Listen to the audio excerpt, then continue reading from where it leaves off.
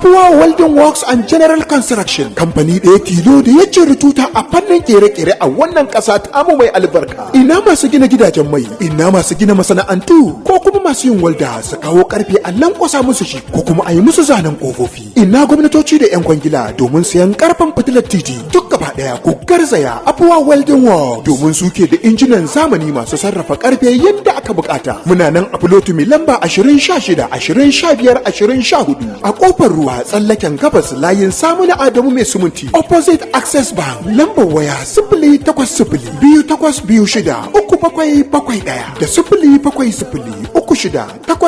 070-36-89-99. Afuwa Welding Works, duniyar kere-kere. Wannan kamfanin mun kafa shi da duk wani abu da ake yi da karfe, in ka zo nan gaskiya za mu iya yin sa. Ai har zuwa yanzu ba kafin ma zuwan wannan kamfanin ba da yawa mutane ba su ma san ana yi a nan ba. Mafi yawanci ana kawo su daga China, daga India. Kuma kullum challenges din da yake a gaban mu a ƙasar nan, siyo kayan ba shine matsala ba, kawo shi. Domin za ka iya zuwa ka je ka siyo abu misali ne ce da misali da kuɗin China RMB, za ka iya siyo abu RMB 50, amma kafin ka kawo shi Najeriya sai ka kashe RMB 60 ko kuma ma sama da su. To wannan shine matsalar. Daga baya kuma da aka fara yi a nan Najeriya sai zamanto makotanmu su suke da damar da za su kafa wannan injina, da suka tashi gaskiya ba su kafa su a bangaren ba, su suka kafa su a bangaren su. Saboda haka sai dai a kawo daga can bangaren Lagos, Port Harcourt. Saboda haka kullum ni na can baya na ce wai wannan mashin din me isa mu a arewa za a kawo ba. To ni dai sai yi kokari kawai in je nemo mashin din da kawo shi a iska.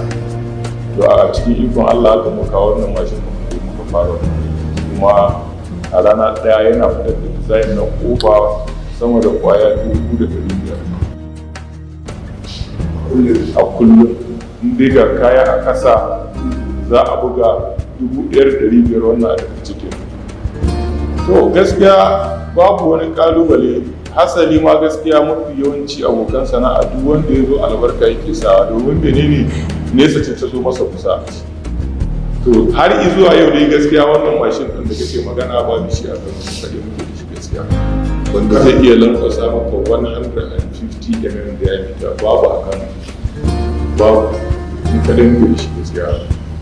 To bangaren fitilar titi akwai waɗanda suke yin fitilar titi da yawa, amma dai mu magana ta gaskiya namu ya bambanta da nasu, domin kusan 80% injina ne mu suke mana nama.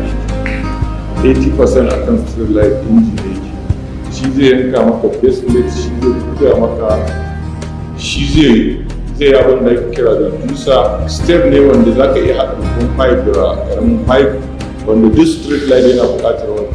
Muna da mashin ɗin da zai yi shi nan take, zai expanding ɗin pipe ya zama to cewa ka iya haɗa 6-inch pipe da 4-inch pipe, wanda shi ma muka ɗaya muke da shi gaskiya ka. To ai shi duk gaba ɗaya rayuwar duniya ba za ka taɓa cewa ba ka da na gaba da kai ba. Amma dai a magana wannan harka aikin gaskiya ba na da wannan ke ga wajen sa da kan nake nuna haka. Domin mafi yawanci gaskiya kamar yadda na faɗa a baya, na yi tafiye-tafiye, na ziyarci kamfaninnika daban-daban, kuma daman Allah cikin ikon sani mutum ne wanda yake gaskiya na samu kaina mutum ne mai sha'awar kere-kere. Saboda haka duk inda na je na tara ana kira ko ana sarrafa wani abu, hankali na yana koma wajen tsaya na kalli yaya abu da ke kuma in zarce shi a kai shi. Ni dai na fara zaman kaina a 97, akwai kuma waɗanda yake an riga sun gama iya aiki, an ba su dama idan mutum yana da damar da zai je buɗe nasa mun ba shi dama, amma da yawa daga cikin su zai ce a su ci gaba da zama a wajen tare da mu.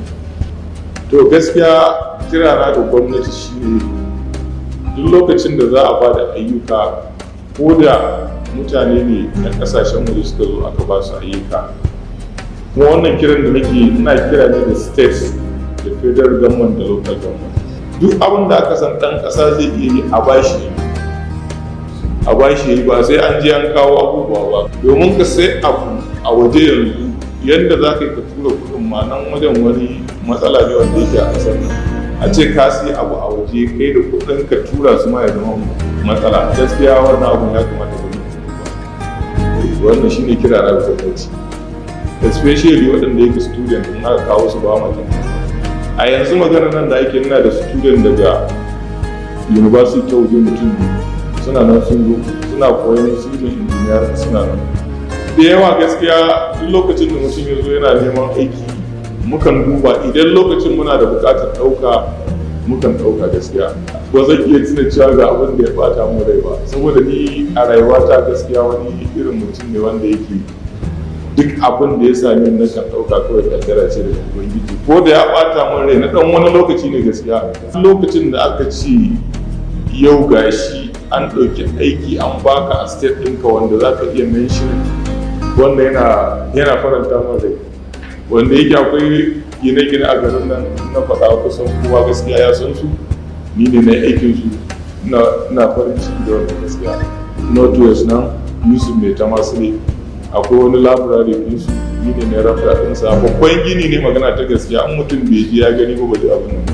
Sannan a Bayero University akwai Senate building, ni ne na rafa wannan Senate building din kusan a cikin Bayero na jin baki na da gaskiya. Ina fahimtar kalmomi waɗanda yake za a iya kirga su.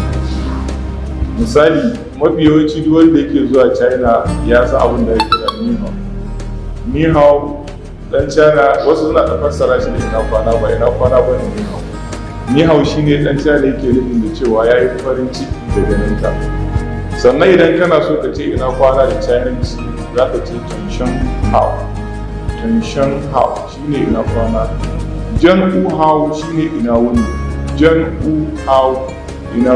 Idan kana so ka ce sai da safe da Chinese za ka ce wa'an shine sai da safe, wa'an sai da safe. Idan kuma kana so ka ce yaya kake yau sai ka ce ni jinken tamayon shine yaya kake yau. Idan kuma za ka ce lafiya sai ka ce how, very good, sannan idan kana so ka ce lafiya ka ce how. To wannan kaɗan daga cikin irin yarurrukan da nake kalmomin da nake ji kenan da Chinese. Iyaye su dinga sa ido akan ƴaƴansu. Yaro baya lallacewa lokaci guda, a hankali yake lallacewa har a kai lokacin da yake za a kasa control. Abinda Bahaushe yake cewa ice tun daga ɗanyi ake tankwara. To gaskiya wannan matakin iyaye ya kamata su ɗauka a kan ƴaƴansu. Su kuma yaran da suke ganin su matasa ne, ina kira gare su duk lokacin da yaro ya taso a matsayinsa na matashi ya kamata ya yi kokari bayan ya yi karatu ya yi kokari ya samu sana'a da za ta rike shi, kuma in ya samu sana'a nan ya mata riko na gaske, ba wai irin riko da matasan da suke sana'o'i ba gaskiya. Sai ya ga da yawa matashi ya samu sana'a yana cikin yi da ya fara samun kuɗi sai shiga wasu harkoki wanda yake a kullum ne nakan kira su wannan shirin ba haka ake yi a duniya. Kullum idan ka samu sana'a kana samun abin da yake shigo maka, kana kokari